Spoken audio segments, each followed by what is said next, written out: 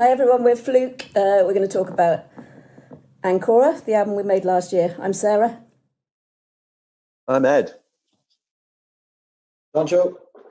Hey everybody, I'm Brian.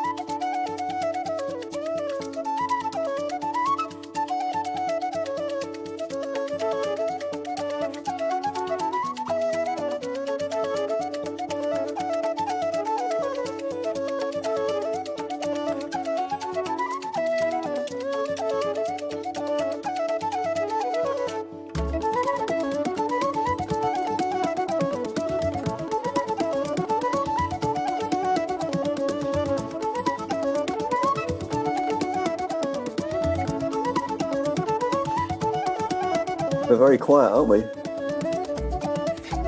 Yeah? Speechless. Speechless. No one's got anything to say. Well, I was going to talk about the introduction, but you can do afterwards. You know, let's not ruin the beauty of the music. But I think you chose this to be the opening track, Sarah, from what I remember. Or, I mean, you know, we didn't have a running order at first. It was only when everything was finished that, you know, we started thinking about which track would go first. And I think, Sarah, you felt this was the obvious contender. I thought this track would be a nice opener because it sort of seems to embody the essence of Flook to me with, I don't know, just the way that it built up and with the way it built up. And anyone else? Well, it's funny actually. I was listening to it last night, and obviously, but its association to Russia, obviously, because Brian wrote the first tune. I always thought of that lovely gig that we'd done with lovely Masha and Anna, actually, in that lovely theatre. I can't remember the name of it now, but Brian probably reminds the name of it. That sort of diamond-shaped lovely theatre. I want to think the first memories of playing this actually live. It's great. Yeah, well, this is a track that we were playing longest live, wasn't it? Yeah. So it was it had a lot of road miles. Yeah. Under it. It felt kind of familiar and safe. Yeah. I can't remember if it's the first thing we recorded. Sorry, it's too far in the past now, and it's over 2 years since we went to the studio at first. So it was probably one of the first things we put down, I should think. I think of all the tracks that we recorded, it, like Brian said, it had the most road miles under it. Definitely, for sure. There's a mini Flook.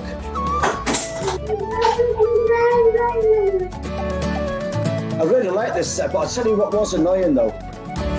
I used to always keep getting the ending wrong. Really? And Ed used to laugh about it like he's doing now. But no, it wasn't funny at the time. Even every day I was going, I'm going to get it right, and I do know what it is. Yeah. I just couldn't get it right a lot of the time. Because I had to laugh about. But yeah, the ending was an issue for me. I also I do like the ending. I seem to remember flutes that you were Brian and Sarah were adamant they'd put these extra flutes and whistles down, and we couldn't find them anywhere. We spent a whole day doing it. And then there was the lost audio, and in the end, I think you flew over to Ireland to do it again, and I'm pretty sure it's for this track. Yeah. Yeah, that was really weird, wasn't it? The way that just kind of vanished. Yeah. But it kind of worked out okay because I thought it was. It was this bit we built up in. We built this bit up in Ireland, didn't we? Yeah.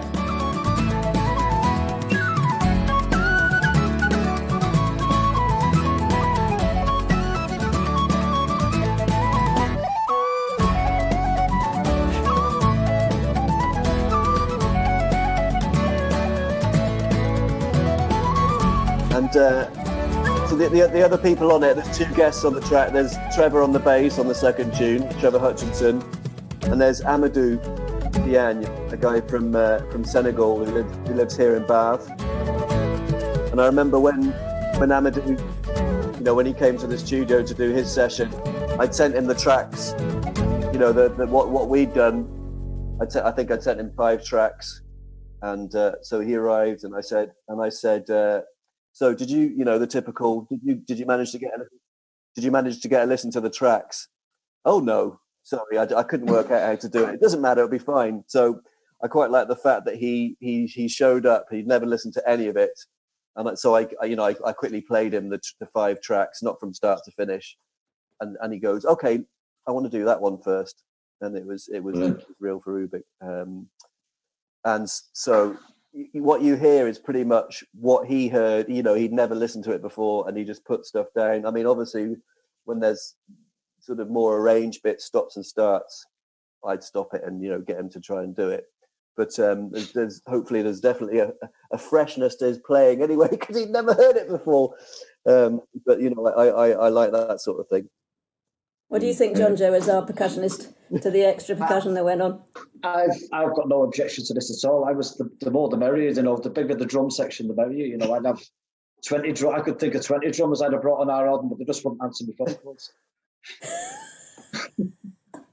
But anyway, I got to be the limelight on most of it. But no, honestly, I've got. I think the artists that we did get on it, as we always talked about, they weren't going to get people on it just for the sake of getting them on. They had to have a meaning, or they had to have a right to be on the track. And not that we were saying, we only have special people, even though we do.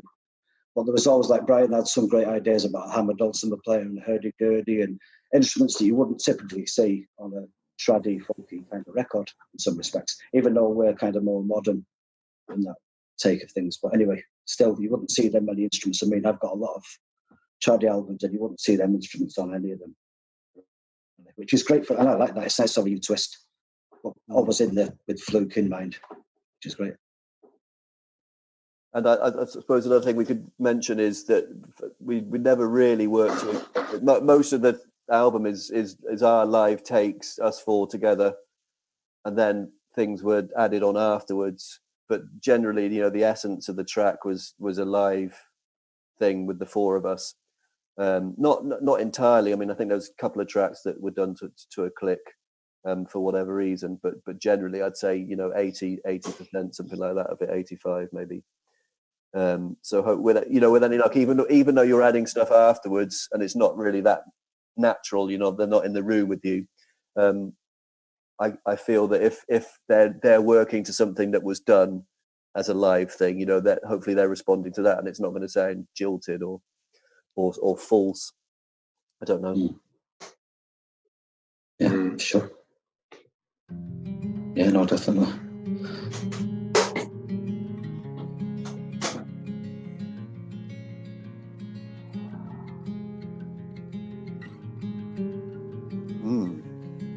The waltzes. Nice intro, Ed. Thank you.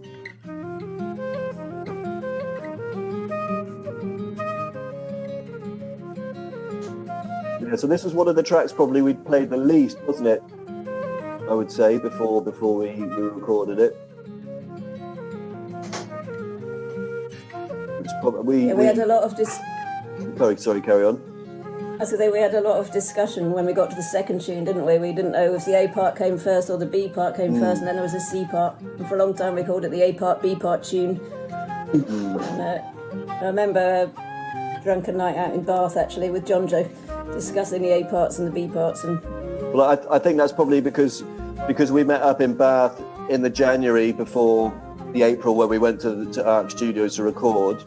I think this was one of the sets that we actually got together in that January, so 3 months before. Yeah. So there was still sort of wriggle room to say, do we do this, do we that?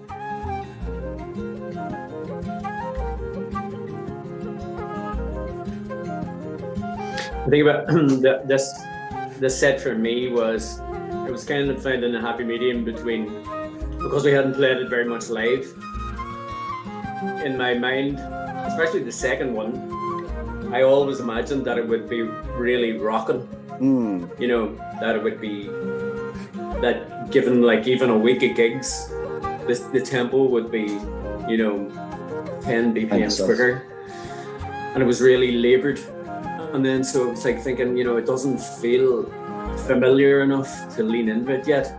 But if we don't, I don't think we'd be able to listen to it in 4 months and be like, oh no, it's far too slow. So there's a bit of that, wasn't there, pushing and shoving to try and kind of get it up. So live we do this much quicker now. Amp could do it even. Yeah. Yeah. Oh yeah. It's like press for time. It's like a waltz on the recording compared to live. It is. And it's a rare. It's Brian's great idea to get Steve Jones involved in this track, who added the additional production, the sounds, and it's definitely sort of elevated this track to another place, I think.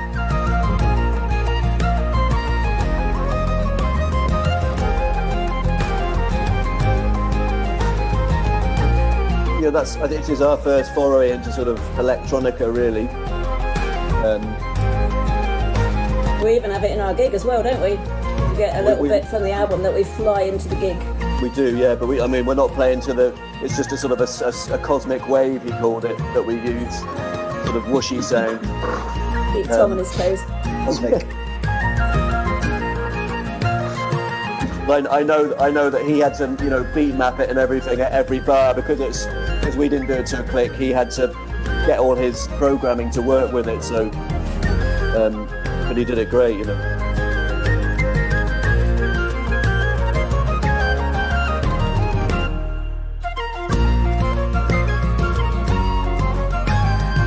C-pop. You sure?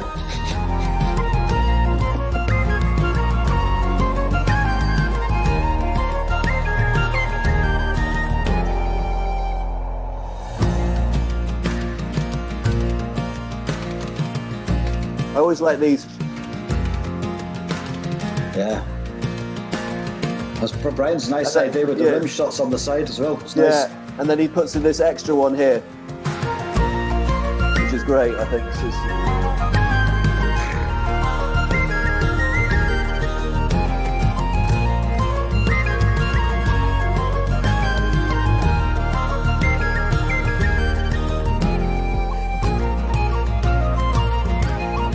It's one of those tunes that, especially that second one, you don't know where to get off the bus. Do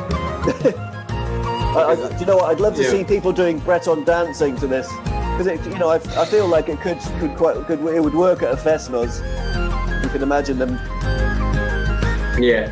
I mean, obviously I'm crap at it, but anyway, that's our choreographed bit for today. Catch them up at the ending though, Ed. Yeah. He's still in mid-flow. Yeah, well, fuck him. Sorry. Caught you again with your leg in the air. I do remember distinctly that with Mark and I, we went to this place called Arc Studios, which was pretty much brand new. It was in a village called Ancora, west of Oxford, and Mark Tucker had been asked to help kit the studio out, sort of design it and stuff. And it was it was this guy David's father's old carpentry workshop. It was a sort of strange setup, wasn't it? You went through this office and then you went up some stairs and then there was the studio. But I mean, it was a, I don't know if you call it state of the art, but it was a beautiful studio. The SSL desk and the room where Sarah and Brian recorded had a lovely window looking out onto the thing, didn't it? And it's beams, stone and stuff. It was sort of a mixture of stone and wood. I mean, John Joe, you probably got the raw end of the deal. I think you were kind of tucked down on the ground floor, weren't you? Down in the dungeon, and it was a bit like this actually, because I just had you three lovely people and Mark Tucker. Well, you were in the same room as Mark Tucker, weren't you? That's right. I was in the control room. Brett, I remember in the live room, and you were, just for separation, I suppose, you were downstairs. You were in the basement with locked away. Obviously, with with headphones and a bit of a screen to see what was going on. I mean, it worked great in the end. But anyway, we went back there just before we went back there to sort of do a day's mixing, just because it's sort of beautifully set up, it all treated and everything. And I can remember, we'd sort of nailed that. There was a lot of work to do in that track sonically, and And I can remember sort of got there, and then, you know, he put it on full flipping blast, and you know what it's in a studio with massive monitors. I mean, it sounded like a flipping moon landing or something. It was just I was sort of pinned against the wall with the sheer volume, and I think he didn't do it to sort of, you know, machismo, listen to this, isn't it loud? It was more I think some guy was in audio or something, and I wanted to hear what the studio sounded like. So Mark goes, well, here you are. And yeah, that was pretty bone shaking, I have to say. my little girl Amelie, she's 2, and very occasionally we have discos in the kitchen here, and you know, I put on a couple of loud things and we dance around. And she, every day now she says, "Daddy, can you put some quiet music on? I want quiet music." She doesn't really like loud music. Obviously, bring her up. I don't know if I'm bringing up well or not. What do you think? You've got good taste, Ed. I feel like this next one then, Ed. Oh, yes. It's dreamy.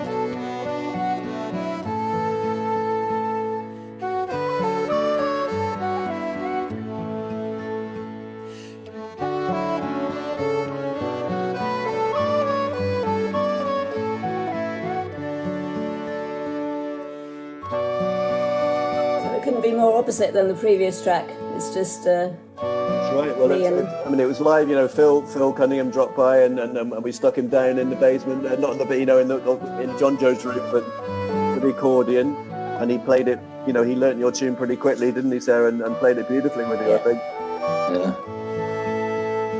Yeah. I think Brian, you were playing live too. I think on the whistle. Yeah, no, I was like one of those tracks. I mean, you don't have to invite me twice to play a track, but it always felt like there was this magic going on. It was almost, I didn't want to break the spell. You know, every time the whistle came in, it just felt like one of those annoying people at a rave with a referee's whistle. You know, yeah, it's just like, I didn't think cosmically or sonically or intimately. The whistle just seemed a bit clunky and gnarly. But so it's okay. It ended up all. That's very nice.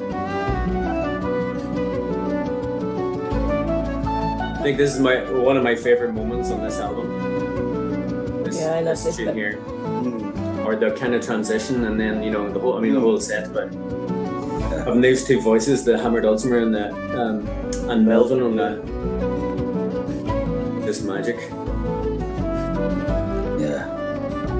Of course, we stuck it together right at the end. We didn't play Sarah's lovely tune with Phil and Carrie went straight into this. You know, we kind of try and do it live now, but but for the recording we did it separately, didn't we? Mm-hmm.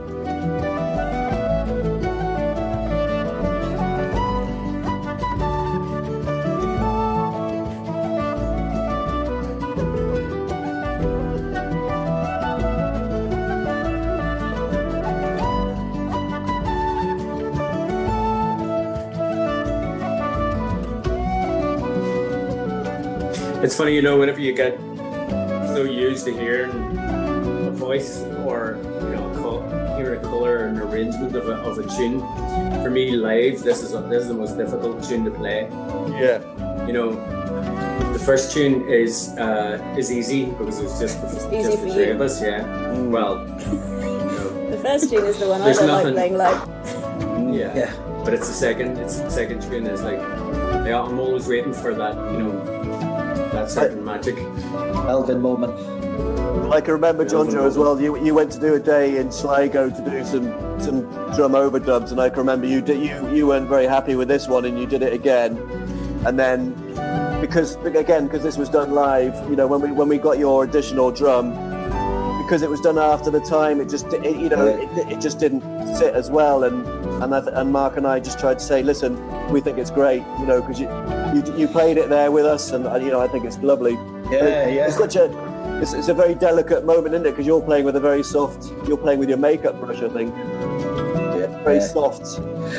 It's, you know, it's a funny one, because it's funny every time I listen to this track now. It always reminds me of the lovely gig. It was one of my favourite gigs we've done in recent times, the Cat Connections gig. It was the only gig we've done all year. It was the only gig I've done all year. You know, you are the one and only, as they say.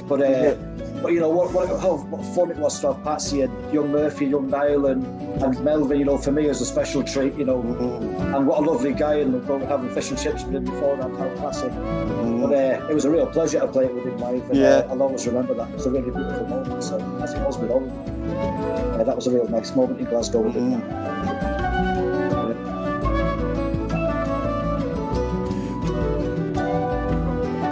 Was it something about his travel didn't go so well, Ed, on the way to Glasgow?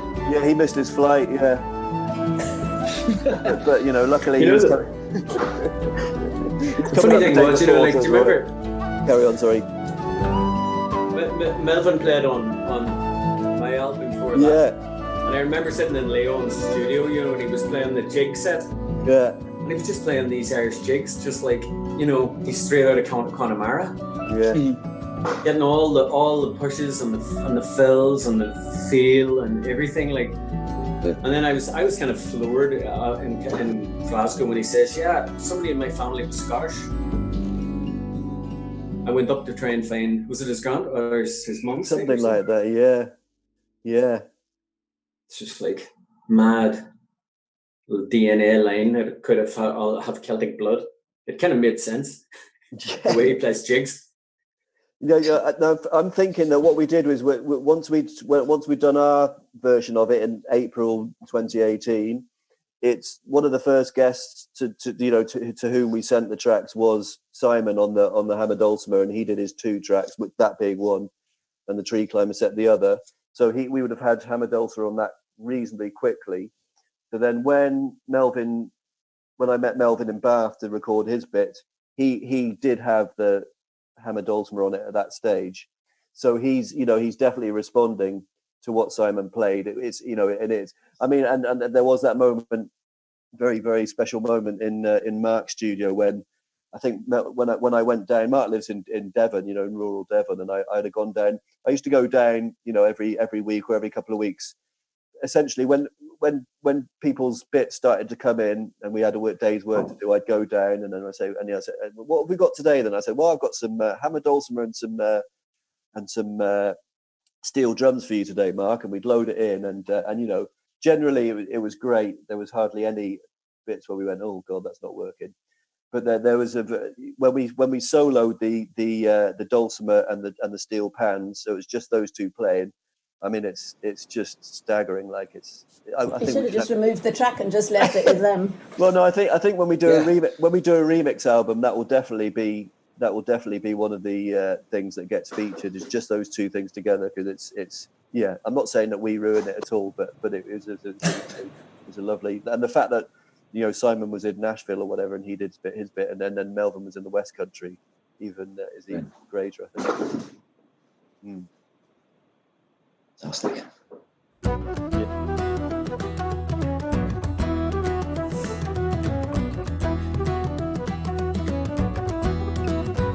So Turquoise Girl. Yeah, so this tune was written for my daughter, and we were supposed to be playing in London Saturday that's just gone, and she's been learning this tune, and she was going to join us on stage. You might not have known that, the rest of you, but we might have said no. No way, she's not getting that. It's our gig. What's she doing? Please, Sarah. This time next year, Turquoise Girl will be playing her fiddle on this track, maybe.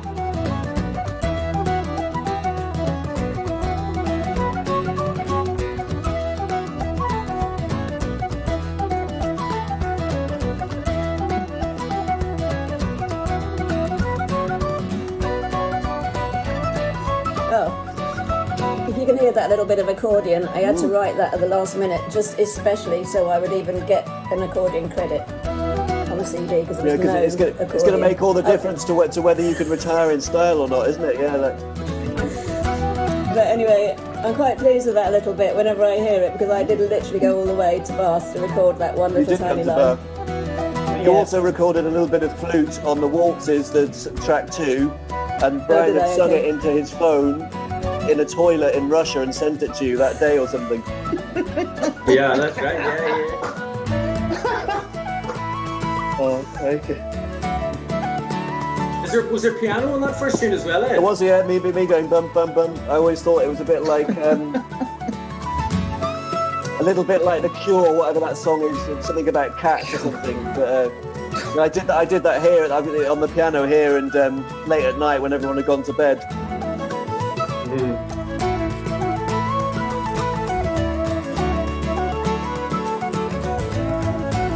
Again, I think this is one of the sets that we put together in the January before the April, 3 months before we went to the studio, and it's obviously the longest. I think it's the longest set on the album, isn't it? And it's got 4 tunes rather than 1 or 3 or 4 tunes. It's a marathon for us. Oh man, you need a long lay down after the end of this.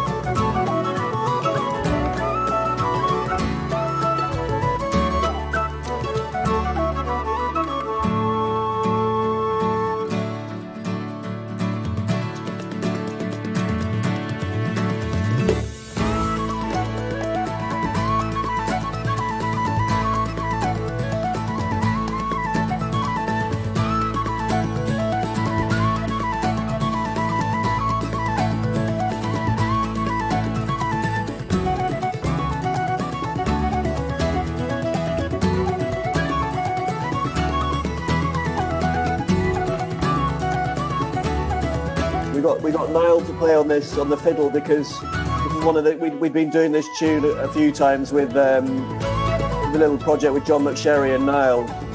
This is one of the sets that you've been playing, Brian. It's a tune by Jarlath Henderson. So when we recorded it, we thought, well, he plays it so well, and it's great to have him on the album. Such an incredible fiddle player.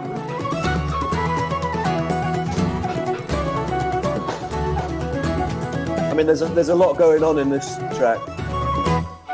Possibly the most involved, the thing with the most things happening. And it was one of those ones that took a whole day to mix, or probably longer or something, just for one track, because there's so much going on. But hopefully it was worth it. But of course, because it's 6 minutes long or whatever it is, it never gets played on the radio, which I always think it's a shame. You always they always want things that are 3 minutes long or 3.5, and so somehow things can't quite develop as you want them to.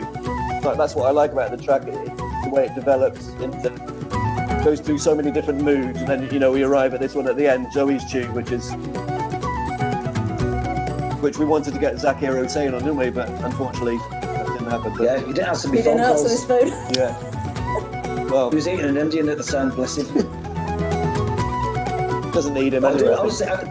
The thing with this last tune, I always had it, even like as soon as I hear it, I always think, you know, as you were saying about a remix, Ed, it's quite dancey. This last tune, it's quite boppy, quite dance feeling to it.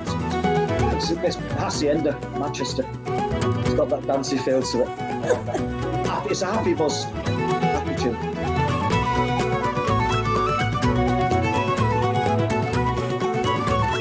Me and Brian had great fun doing our flute overdubs on this one, didn't we, Brian? Mm-hmm.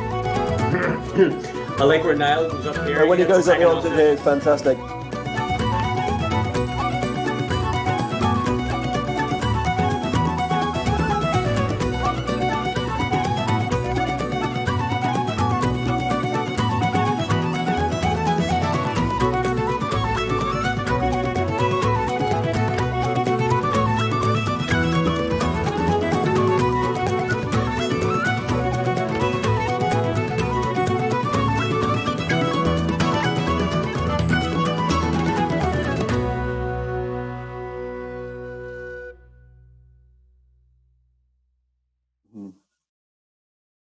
Yeah, that's brings back great memories. That, and you know, again, I think that when we would have done it in Arc Studio in April, just the four of us together, and I've got a feeling we might have done it in two halves. We might have done the first two tunes first, then we'd have done the second tunes and joined them together. But you know, they were definitely live takes, weren't we? We'd have probably done one or two, done them twice, and then said that's the better one. We'll go for that one. And then, you know, everything was put onto that, and with any luck, it sounds. I always think there's that difference to when you know, the way people listen to music these days on laptops or on little little headphones like this off their phones. You know, and quite often when we were mixing, you know, we would constantly go between big speakers, very loud, to very, very quiet, crappy little things, to try and make sure that it sort of, you know, it translated onto both. I mean, I can't tell you whether it does or not. It's not for me to say, but you sort of, you get a bit spoilt in the studio, don't you? Because you have this beautiful lush sound that you think, oh, I wish everyone could hear it like that. You know, that's what we're getting, but I suppose most people don't these days, do they? So then you know, you think, you know, that it's like Leon's got up in his studio, isn't it? The main thing is to keep the main thing. So I guess that's what we were trying to do. You know, you don't want things to be totally swamped in stuff. You want there to be a sort of, you know, whatever the message, you know. And that's the other weird thing is, you know, if you're playing the music, you don't really know what impact, what emotional impact it's going to have on anyone else. You know, I suppose you can only go on what it's doing to you. You can only hope it's sort of you know, it's pleasing people as well. You know. We when we chose the guests, it was all about it. It had to sound like Flook, didn't it? But we wanted to bring in guests that would be like icing on it. Right? So we wanted it to have the core Flook sound, not just to be a massive thing that didn't sound like Flook. So that's the main thing, being the main thing. Yeah. But without the guests, it would be probably nothing. But, well, I suppose it's our only chance to have a few little extra frills on stuff, isn't it? When we do a recording like that, and special gigs when you know, a festival allows you to do that, but generally, you know, it's the four of us, which is great, you know, and that's what we've always done, and that's I'm sure that's what we'll always will do. But I think we've always enjoyed on both. I mean, Flatfish didn't have any guests, did it? But Rubai, Haven, and Ancora, they've all had different guests really, and for different reasons, you know. So yeah, hopefully they're you know, they're tastefully chosen, and they do, you know, and people seem to generally like, you know, the little additional voices.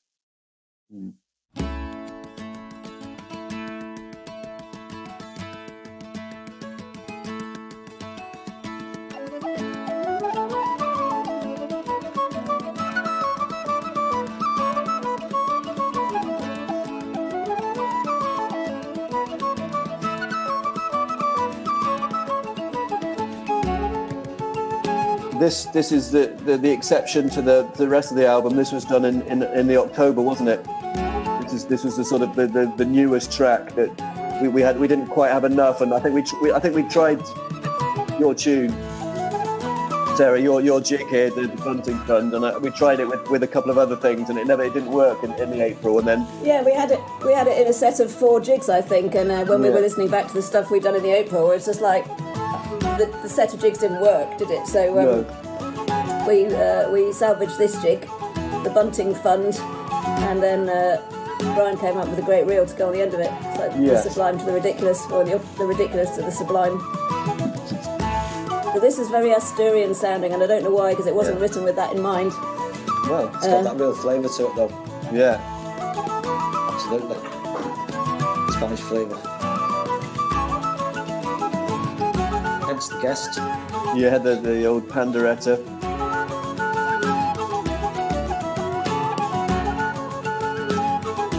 Yeah, so we went back to Ark in October, didn't we? 6 months later, and we just did. I think we did this track.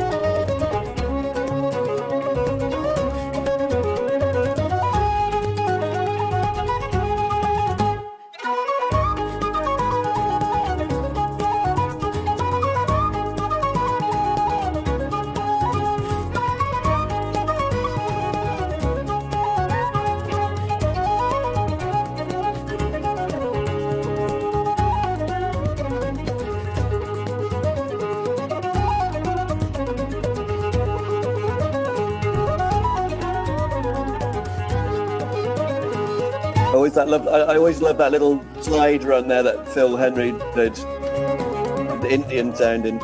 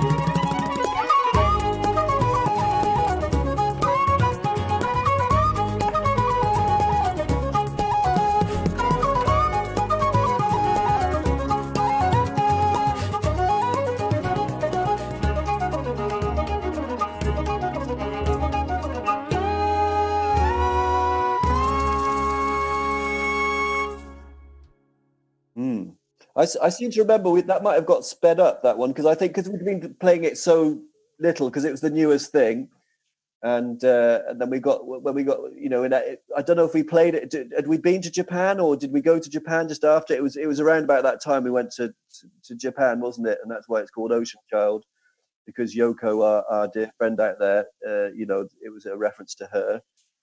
And I've got it in my head that we did it, and it wasn't. Brian, you felt it wasn't quite kicking enough or fast enough, so I think it got sped up. I think it got sped up. It was a bit like the second waltz, wasn't it? I think rock. And I think it was funny because I think we played it 3 times in Japan, didn't we? And each time we played it, it was faster. Yeah. I remember thinking at every gig it was starting to, find its swagger. Yeah. Because it really has to, it's the kind of tune that has to swing, doesn't it?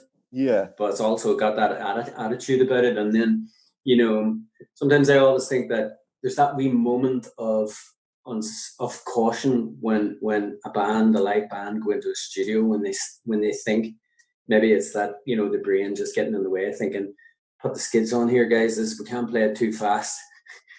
And then sometimes you listen to a band and you think what's wrong with the lads? You know, why does it not have the same fizz as they do live?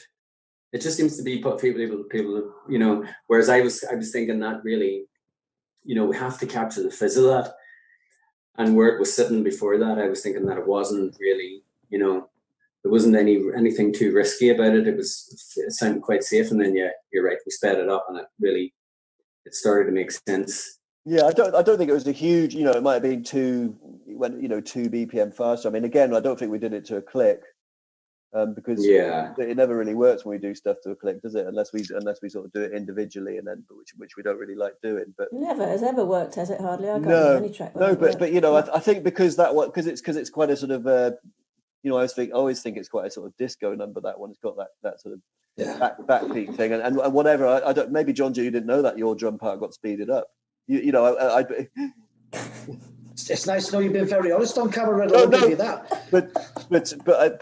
But I think it was, you know, it would have been the sort of thing that you'd have noticed straight away if you could tell. So we thought, okay, let's do that, and then Brian. Absolutely. Yeah. No, it's fun, and actually, the funniest bit that got me is over the course of time, I think every band does, as well as echoing what Brian was saying. You know, it's like every record we've done.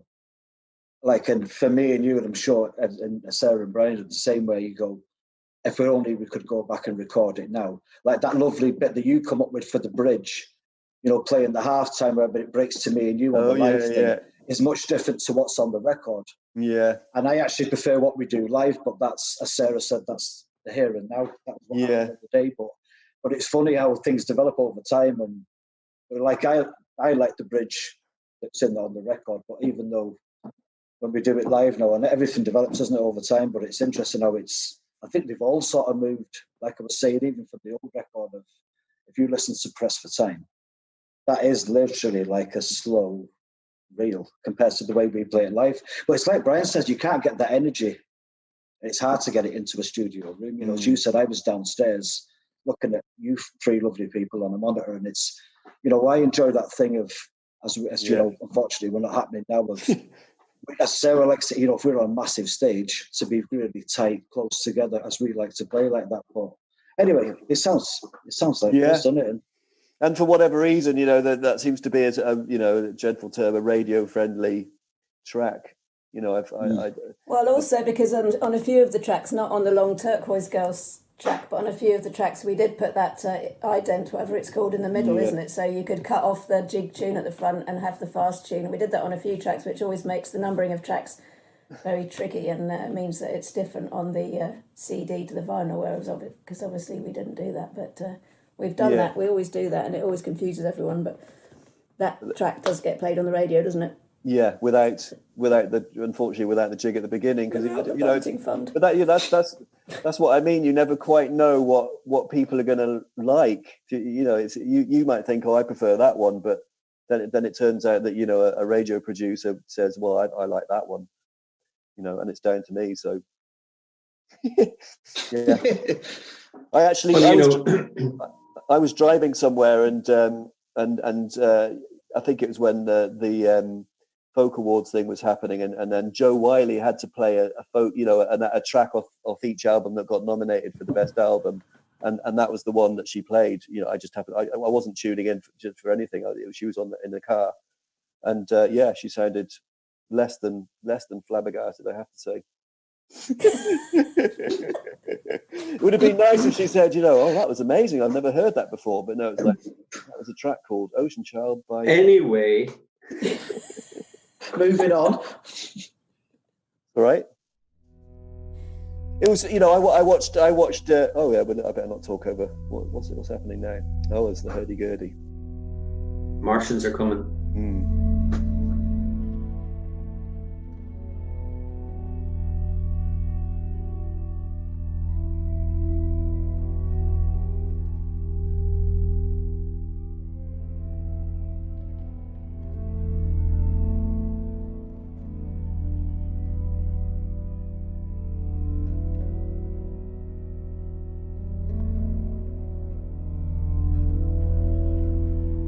This is another one of those moments, isn't it, though? Because I think whenever Matthias sent this over, there was some kind of strange anomaly. It was right between the drone and the melody, and you had to kind of, it was almost like you were coaxing it out of some subterranean.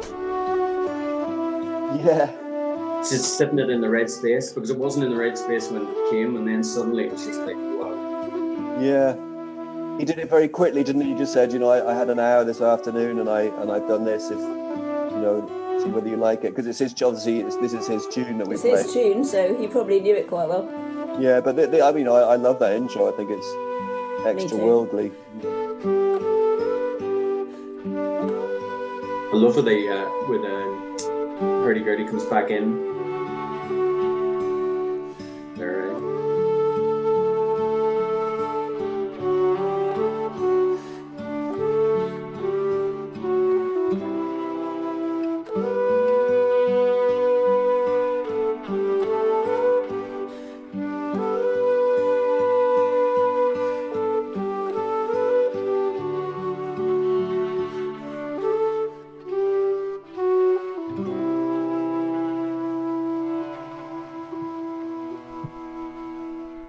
amazing that sound with that buzz, isn't it?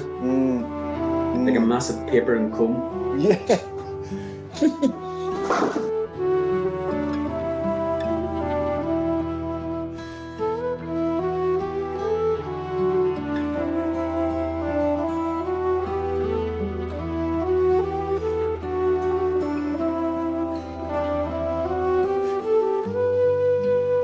I love this tune even now. What, you don't like the rest of it?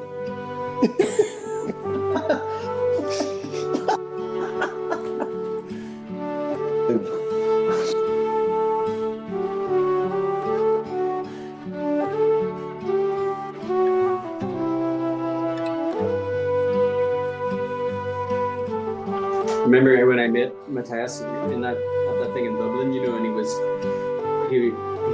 we were throwing all kind of brainstorming sets that we could play, and he started playing all this stuff. I was thinking, you've got to be kidding me. I don't even know if I could, I couldn't. It was like, seriously, where's the one? I couldn't hear where the one or the two or the three or the four was. And then he played this, and it was like, thank God. It was,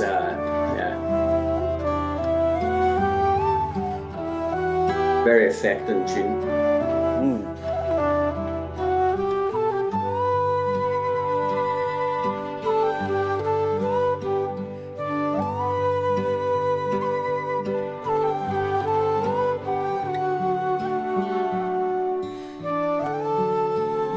I think we did. I think this is we used the very old take of this from the Devon session that we did. Yeah, we did. 2 years before or something. I think it's the one thing we used from that session, this tune.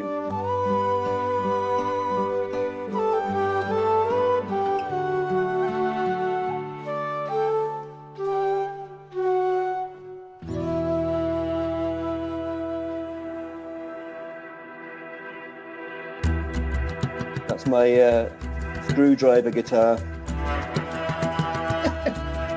Wow. Yeah, so a guitar played with a screwdriver.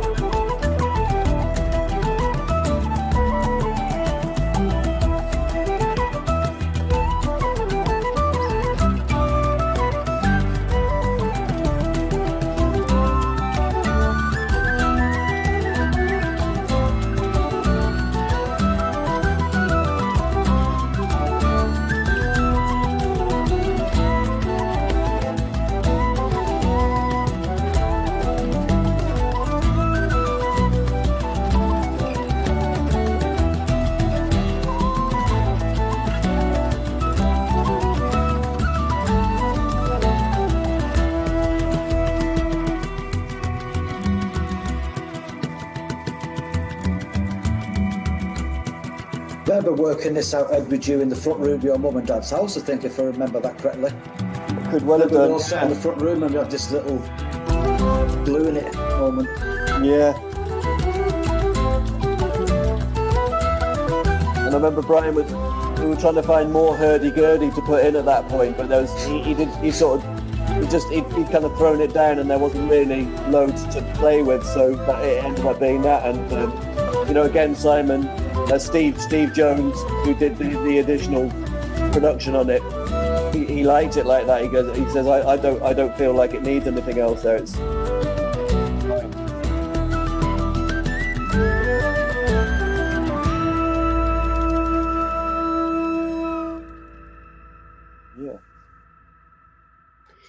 It's funny, because when I listen to that tune now, I think about the way that it was. There's some things that you can't, like when you write a tune. Well, for me anyway, if I'm writing a tune, you're just kind of catching it. You have to think like a tune almost. You have to make yourself an interesting place for a tune to want to, come and hang out. And I think that Sarah had written the A part of that, and you sent it to me. Remember, and you said, so that was a very strange idea or concept. I know we did it a few times in the past, but sometimes the A part was very definitely, it was a certain. What you say now?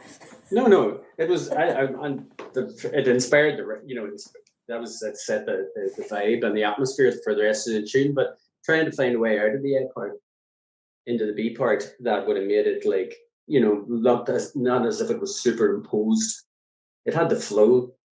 What I mean is, like, if you write a tune or I write a tune, it flows. It has a start, a middle, and an end, and a narrative that goes through it, inspired by whatever mysterious silky thing is at work. But for someone to write a part, and then for that kind of things to still be flowing through it from start to finish. And that's one of the tunes. It's point to point. Like, for me, it is. And that's one of the, I think that's why I like to play it. And what's interesting about it is that it doesn't really repeat. It doesn't have the kind of, the way a normal jig would have a structure where you could spot phrases that would come back. But there's something about, like, halfway through the B part of that where it just kind of turns and then it's going for the C. And that's it wasn't constructed. There was no effort in writing it, which was why I really enjoy it, because sometimes, you have to chisel something out and you kind of break the spell. Whereas that just kind of came in one. So whatever was tickling your fancy flew across there Belfast and tickled mine.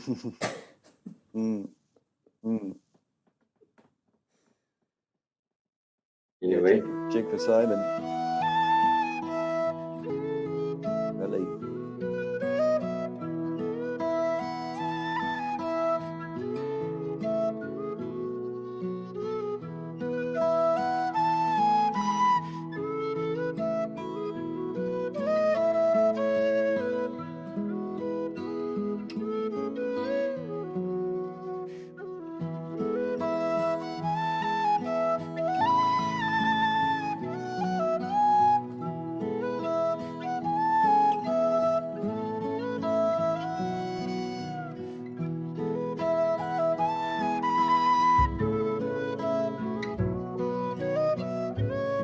Loved how that bass came in there. Yeah.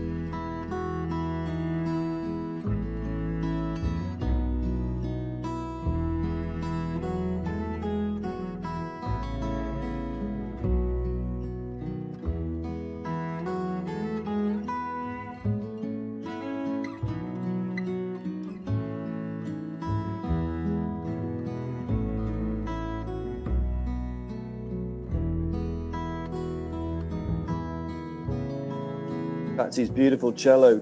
I remember that was one of the last things to come down, and you know, we got in touch with her and said, we would love to have you on the track, and it took a while, and she's a lovely communicator, Patsy. She'd say yes. I remember she was yes, I'd love to do it. And then she says, you know, I've been listening to the tune. I've been listening to it walking. I've been listening to it driving. And then I remember being in the studio with Mark, you know, when it came down, and we put it in, and I couldn't speak, but you know, I just thought it was so beautiful.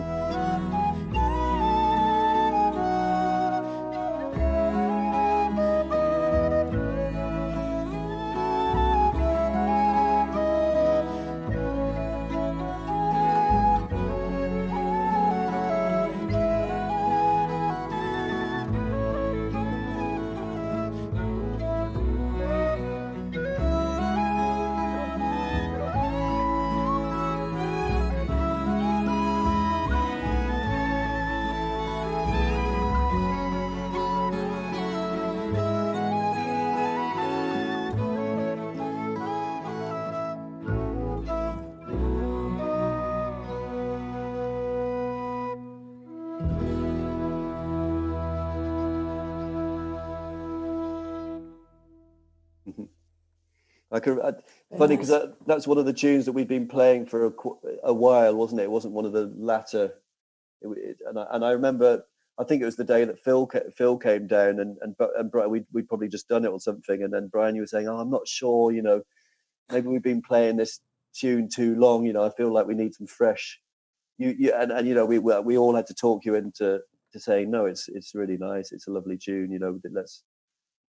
Yeah, I remember that so clearly, because Brian always had a habit of presenting us with tunes, but this was actually the last day of recording in the studio, and Brian's like, "Oh, yeah, but I don't like it, so let's try this tune," and played us a new tune, and we were like...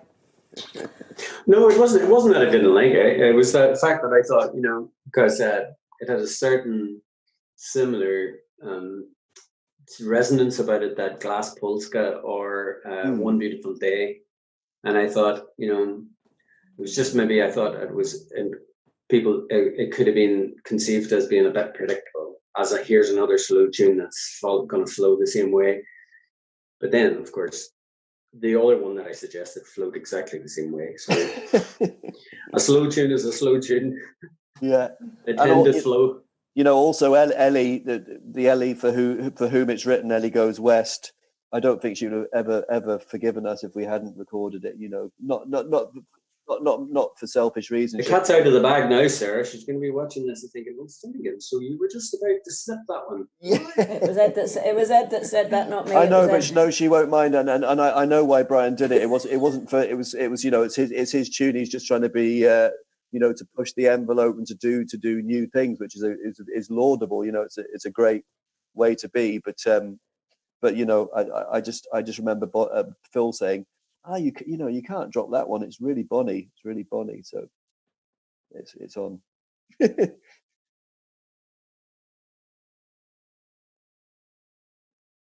Yeah.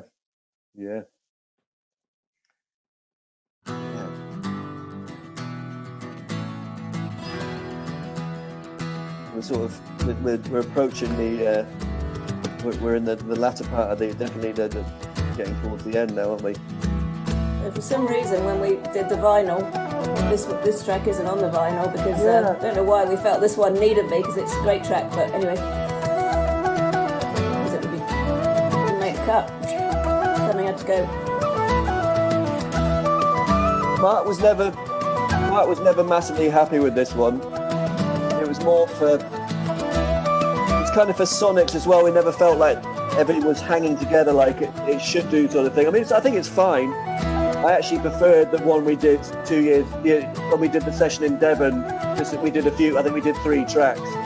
We ended up using the slow Matthias's tune, and me and Mark always felt we should have used that take of it from the old one. It had a sort of more visceral energy to it. But this is what we ended up using, and it's, you know, it's fine, isn't it?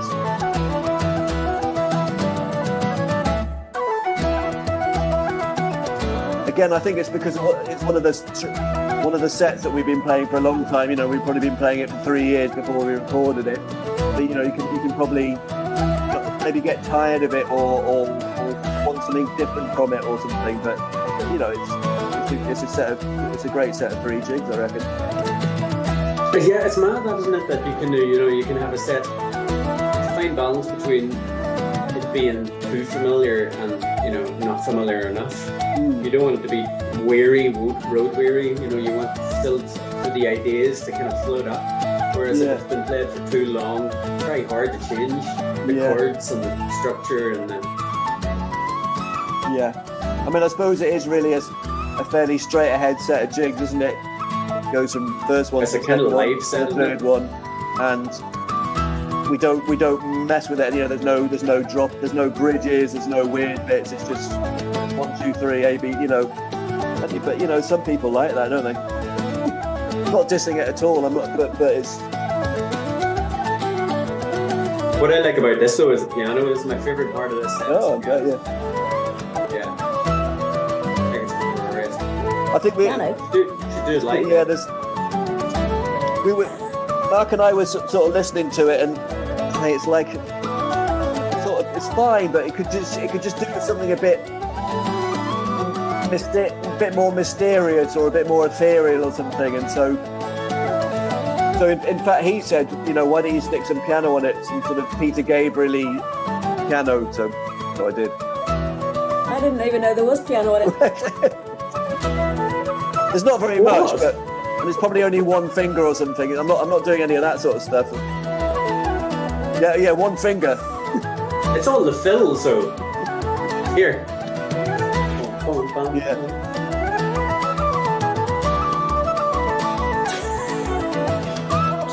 But you know, it is a real piano. It's not a keyboard.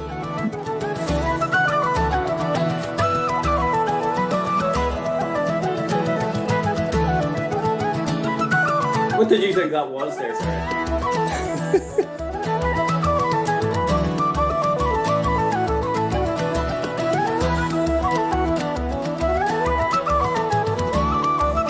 I was just going to say that.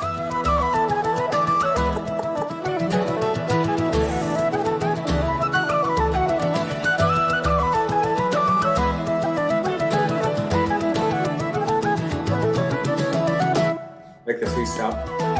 I've never been able to play this bit right. The one that goes.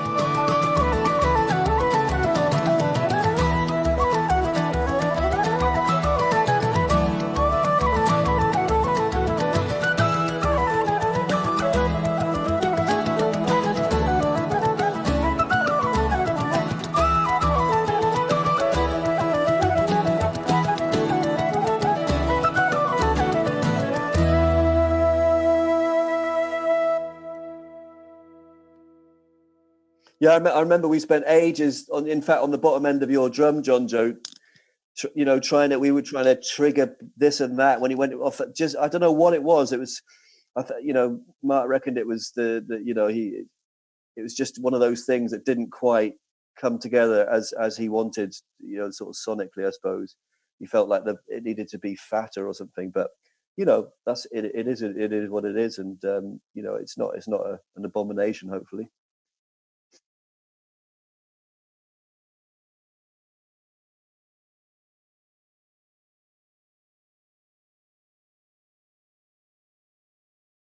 Yeah. Yeah. Yeah, no, it's all right, isn't it? I don't think anyone would have heard much of that track anyway because there was so much chatting over the top of it. I That's don't all know right. if that's the plan or... They'll just have to buy the album and listen to it properly. Just have to buy the vinyl. Yeah. Oh, yeah. Where is it? Do you know what? I've sold one of these this morning, I'll have you know. That's great. Since we've been chatting here. Yeah, only another 7 minutes ago. So last track. You know, the first time I heard this tune, I even before it was like once through, I heard Ed playing it.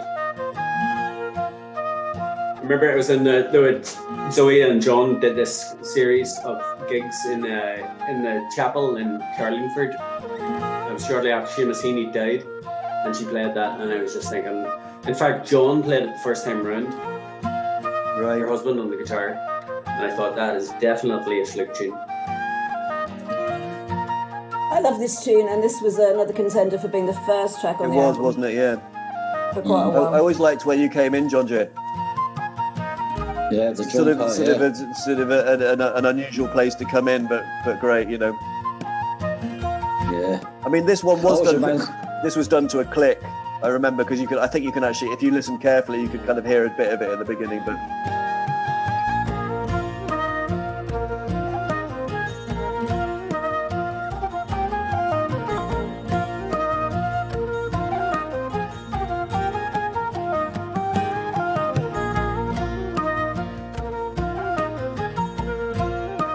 It's funny because it ended up replacing Wrong Foot Forward as the start of the gig, didn't it? That's right, yeah.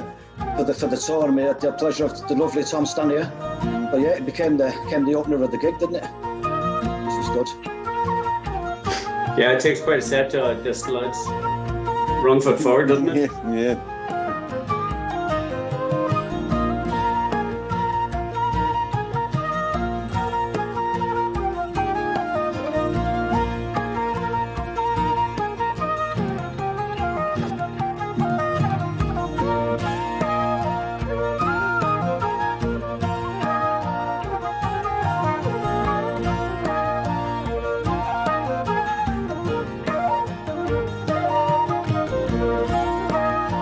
It's like Spot the Theorem in it.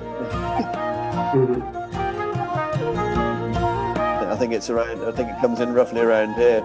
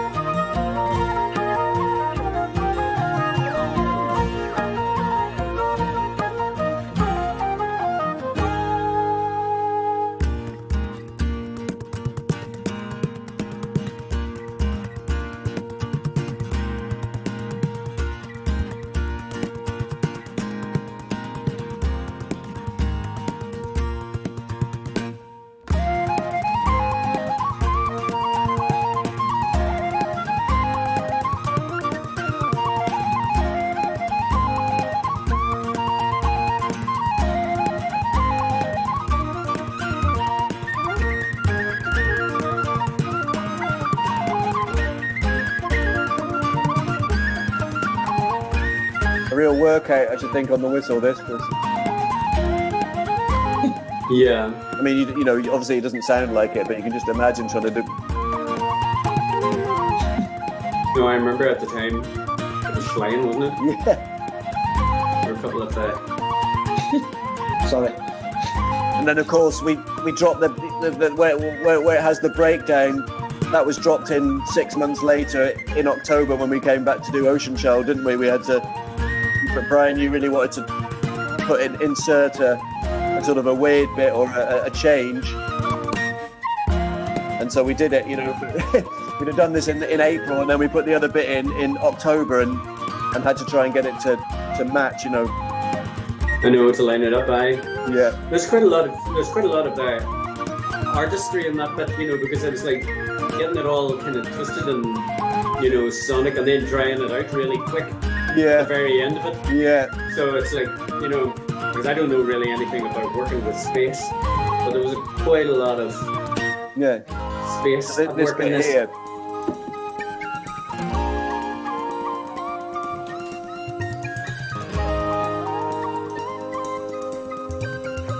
Amadou's nice cymbal I liked.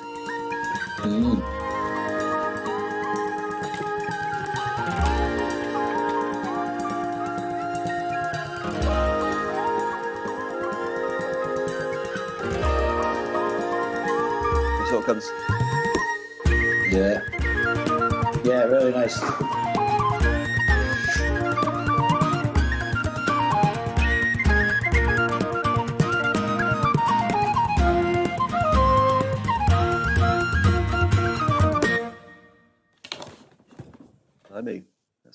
Wow, there we have it. It's funny because I've